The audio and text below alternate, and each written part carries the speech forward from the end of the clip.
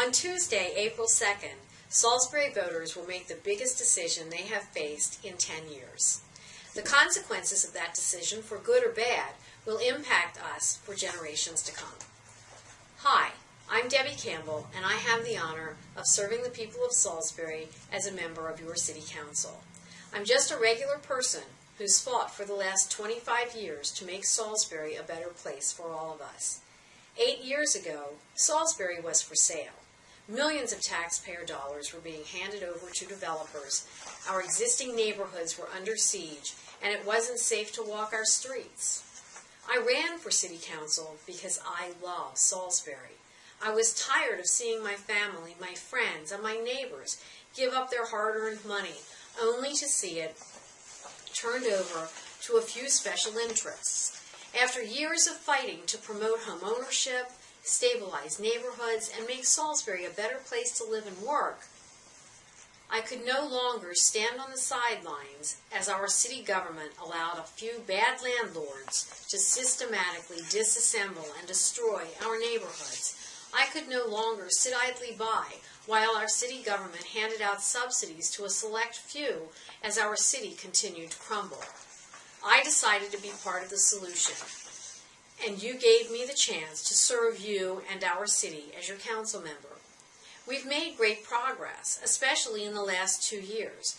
The city is in better financial shape thanks to you, the voters. For the last 2 years, we finally had a majority on council that wants to do what is best for Salisbury and for you, not what's best for a few special interests.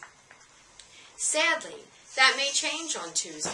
Salisbury has a big for sale sign on it. My opponent and his supporters desperately want to turn the clock back 10 years. They want to return to the days of raising taxes and borrowing millions more so that a select few of their cronies can profit at your expense. Don't believe me? Simply look in your mailbox. Why would a national real estate organization spend tens of thousands of dollars promoting Jake Day? Don't believe me? Turn on your radio. Why would a national real estate PAC air radio ads for a council seat in Salisbury, Maryland? Just look who is backing my opponent's campaign. Our former and current mayors want to see Jake Day become the rubber stamp to handing Salisbury back over to the same special interests that nearly ruined our city 8 years ago. Former council members who smiled as they handed over your hard-earned money to developers and who fought efforts to protect our neighborhoods are back in the fray supporting Jake Day. Why do you think that my opponent opposes simple things like transparency in who the city does business with? He and his well-heeled supporters don't want you to know who's receiving your money. Over $2 million of your tax money went to the owners of this development. We still don't know who the real people were behind this deal. My opponent's supporters want to make it easy for this to happen again in the future. That's why they're throwing money at Jake Day's campaign. Is residential development bad? Of course not.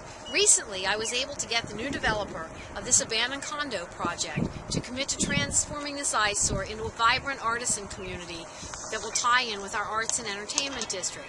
This will become a reality at no cost to you. Developments like River's Edge will add to our local economy and help to revitalize our downtown.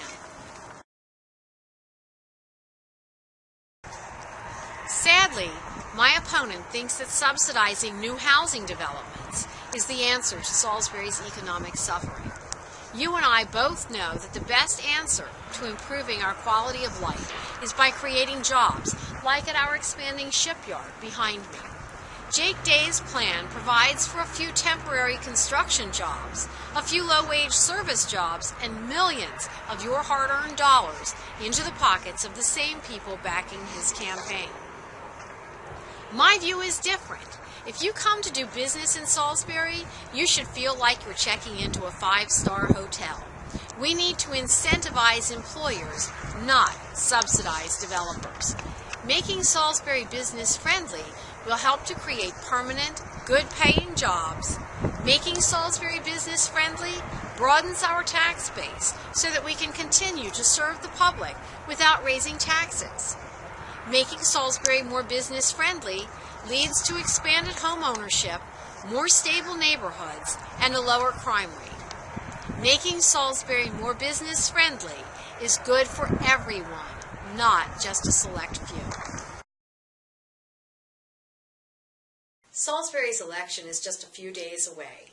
You face a stark choice. Do we continue to move forward, or do we go back to the politics which nearly bankrupted the city just a few years ago? My opponent wants us to head down that road to fiscal ruin. He even admits it, just not in those words. The same people that bankrolled Salisbury's last fiscal train wreck think that you'll buy the steak just because it sizzles. They believe that slick mailings, radio ads, and a fresh young face will fool you into making the same mistake twice. It's tough. On the one hand, you have tens of thousands of dollars being spent on an attempt to buy our city. On the other hand, you have somebody who's not flashy like me, a few hard-working friends, and a cheap video camera. We're knocking on doors, talking to as many voters as we can, but we need your help. We need to get the message out to as many people as possible. If not, we could all wake up on Wednesday morning facing a future that we just can't afford.